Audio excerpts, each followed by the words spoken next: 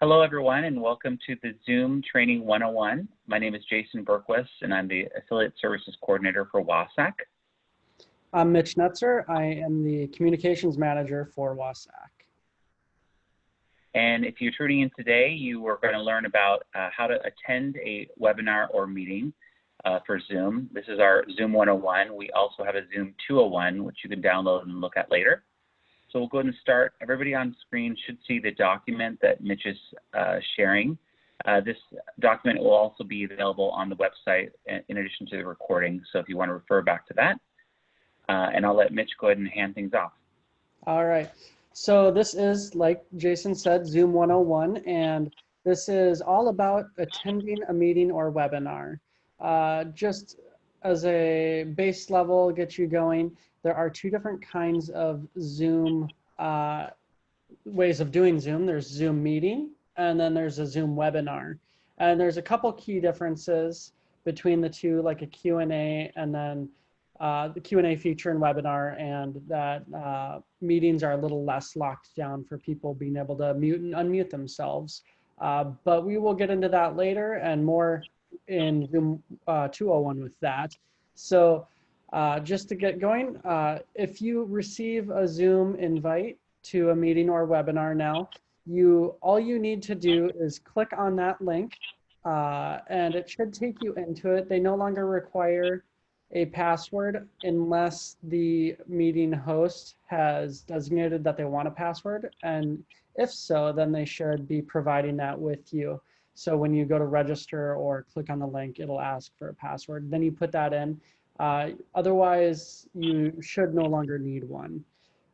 So after you've clicked on that, you can then, you'll be prompted to either join by computer audio, or you can use your phone to dial in, where if you click on that, it will give you the option, it will give you the phone number and the PIN code to join the meeting. Or a great new feature that Zoom has once you're in the meeting is you can click call me and put in your phone number, and the meeting or webinar will actually call your phone to where all you have to do is answer and your audio is connected. So it's a great quick way of getting your computer and audio and phone audio connected. If you don't have that bandwidth, or if your internet's a little bit spotty wherever you're located and you want to use phone instead of computer. Or some people on desktop may not have a microphone or webcam, so they need to dial in. So that's why you would use those two options. You'll also be prompted, if the meeting host has allowed it, to turn on your video camera if you have one. So you can just click that start video button and it will launch it. If you have two webcams, sometimes if you're on like a Microsoft Surface where it has a front and back, you may have to, if you can see my cursor here on the screen, there's a little up caret next to that video camera icon. You may have to click that and change cameras if you're seeing what the back of your computer is seeing rather than the front facing webcam.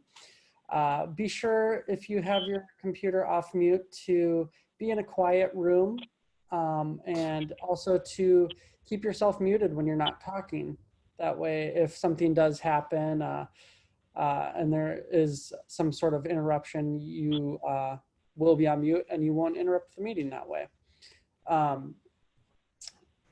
You may also invest in a pair of headphones if you want, if you're in more of a shared meeting space. That's always nice too. So once you're in the meeting or webinar and you've joined your computer audio and video, we can move on to step 3. Whereas if you're joining as an attendee, you can mute and unmute yourself, and we'll kind of go back to that feature. There's a microphone icon where you can mute and unmute yourself. You can also start and stop your video using the camera icon next to it. A quick tip, if you're clicked on the webinar or meeting interface and you're muted and you want to say something really quickly during the meeting and you don't want to have to, sometimes the interface kind of hides itself automatically. and you want to say something really quickly and you can't find your mute button super quick, you can hold down the space bar on your computer's keyboard, and that will temporarily unmute you until you release the space bar. So that's just a really simple, quick way of getting in quick piece of information if you have to say something quick. If you're on the phone, what you can do is press *6 to unmute and remute yourself. And then let's see, a quick tip: if you do have something to say and the presenter is still talking and you would like to ask a question, or you're hoping to add a little bit something to that, use the virtual raise your hand icon, and that can this is a little bit of a difference between the meetings and webinar interface. With meetings, the raise your hand feature is located under the participants button, and once you click on that, it should pop up a little panel, and you can then there's a yes, no, go faster, go slower, just some on the fly feedback for the presenter. But there's the raise hand icon there, and it might be under the more menu right there too, and that's a pretty good indication that you have a question or you'd like to speak, and then instead of trying to cut off anyone who's currently speaking. So that's just a good way of kind of keeping the meeting running and flowing and not having people talking over each other. And I think, yep, as Mitch, as you mentioned, in the difference between webinar and meeting, I think in the webinar format, the actual raise the hand icon is listed at the bottom. It's not hidden, correct? Yes, thank you. So in the webinar, yeah, it'll be on the bottom band. And one other thing I was going to add, as Mitch pointed out, that there are some differences between whether or not you're in a Zoom meeting or a Zoom webinar. In the webinar, it's a bit more controlled by the host, so you'll have to ask permissions to mute and unmute yourself, and that's where you would use the raise your hand icon to ask to be called on, and then you could ask your question or enter it into the question and answer box Mitch was referring to as the Q&A box. Whereas in a meeting, you as an attendee can mute and unmute yourself, so you have a little bit more control. So if you're attending, it's good to kind of figure out which one you're in. That lets you know what rights you kind of have as an attendee. So exactly, perfect. So great way to do it too is if you just want to send a quick comment and you don't want to necessarily have to interject your voice or anything like that, use that chat box. If you click on that chat window or that chat button, it'll pop up a little window, and you can then you'll see a little dialog box that we have a screenshot of here, and you can then choose who to send it to. A lot of times in webinars, you can't send it to anyone but the presenter or the host or organizer. In meetings, a lot of times you can choose any of the other participants, and you can send a message to them through there. It's a great way of asking questions in a meeting too. Again, if you're in a webinar, there's that Q&A box, which is a little bit nicer because it's gives the host and organizers and presenters a little pop-up saying they have a question, and they can choose to respond verbally, or they can choose to just write back to you individually or to everyone so they can see. So you're wondering if the webinar is going to be recorded and everyone has that question, they could respond back to that and click respond to everyone so everyone can see it. That way, not everyone's asking the similar questions. Just as a warning, the host of the meeting or webinar receives a download of the entire conversation history of the meeting or webinar after it's done. And that includes anything that attendees or even the presenters or hosts are saying to people privately. So nothing is really private in the Zoom chat box. Even if you think you're sending it to someone privately, they will get a download of all those conversations. And if you are a public entity or organization, we're with the counties. So the counties, this can and more than likely is considered public record. So be careful what you're saying in there, and just be aware that what you say in the chat box is a public record and is visible. When the meeting ends, you can at any time click the leave button, which is again at the bottom right. Let's scroll up there, bottom right of the Zoom interface. You can click leave and say it's a longer meeting or a longer webinar and you need to relocate or you have to do something else. You can always click that old link that you initially got into the meeting or webinar with and pop back in. Or if you're just needing to leave a little bit early, you can just click that leave and you'll be out of the webinar. Or if you choose to stay in it, when the webinar or meeting is completed and the host ends it, you'll just be removed from the meeting and back to the original screen. Again, if you do leave, and the wait room feature, which is a nice feature for hosts who want to have everyone come into the meeting, but be in a wait room and be admitted one at a time or all at a time. Say they want to have a little bit of a pre-meeting to discuss how things are going to happen, and then move all the attendees into the meeting. If you try and rejoin, say you lose connection or you have to leave for a bit and come back and you try and rejoin, you'll be moved into that waiting room. So be sure to let the presenters or hosts know that you're leaving. Just use that chat box, let them know that you're going to be back so that they are aware that they need to be watching that waiting room to readmit you so you're not stuck in there. Some troubleshooting tips. These are all things I've personally run into and done myself by accident, and lots of the things that we run into and hear about that people have struggled with. So there's some of the more key issues. Audio issues. Is your speaker volume up? On a laptop, you might have just the speakers that are built in. On a computer, you might have on a desktop computer, you might have built-in speakers, or you might have speakers plugged in. Are they actually physically turned off? Are they turned down?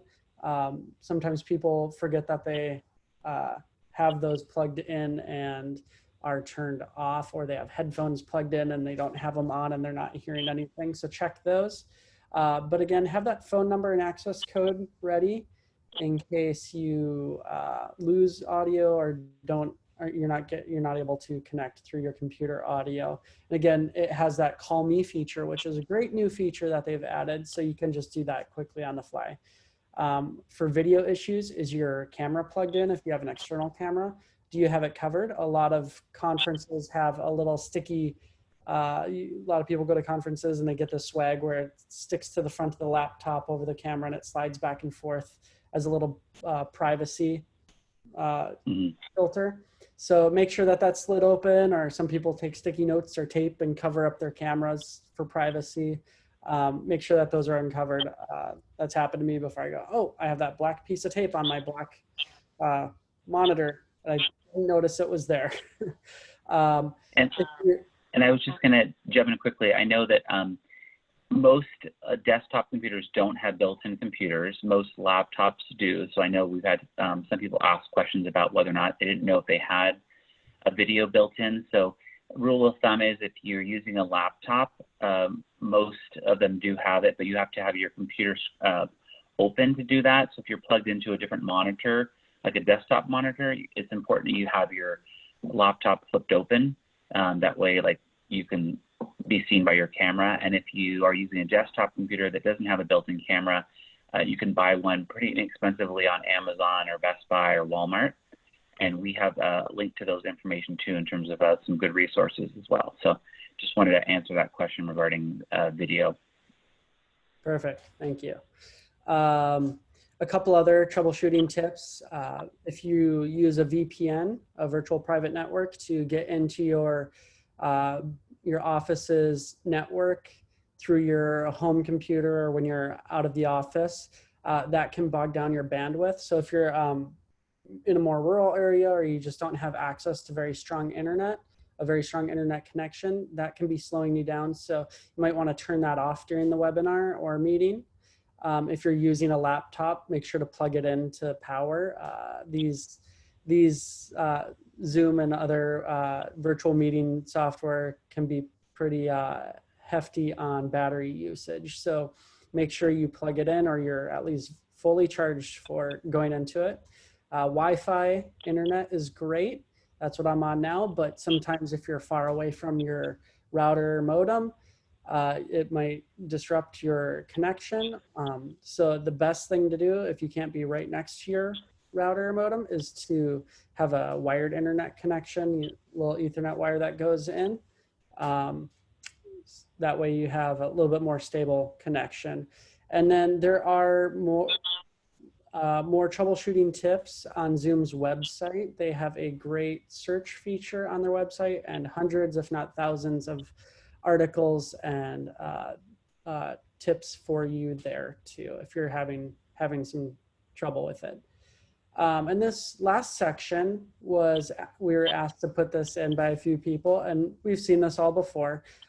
So is the etiquette section. So when you're on video, try not to move around too much, as it can be distracting if you're having to move back and forth, or if you're having to eat, if it's over a lunch break, or if you need to relocate. You always get the people walking around where it's kind of bobbing around, and it gets pretty distracting, and it can get people a little motion sick too. But don't be afraid to turn off your webcam. That way it's less distracting, and it's, yep. If you can see the camera right now, Jason just turned off his webcam and it just shows his profile picture. And you can, if you're on PC, go into your settings and set your profile picture there. I know I'm on a Mac computer, so I need to go to zoom.us and log into my account there and upload. And if you stop your video and you don't have a photo preloaded, it'll just put your name on screen. But then that way, like Mitch mentioned, I'm a pretty visual person, so if I'm in a webinar and I see somebody who's moving around, it distracts my eye.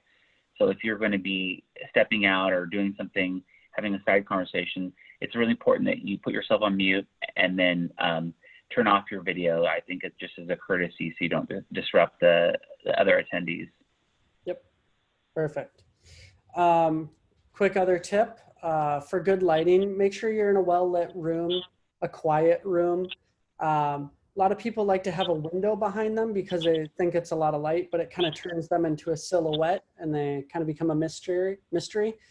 So if you want to have windows in front of you on your face, that's great because it gives a nice bright scene, but not having a window directly behind you to kind of wash out the whole background, that can be pretty tough for your webcam to handle.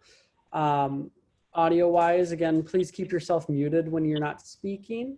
If you are dialed into your meeting using your phone, don't place the call on hold.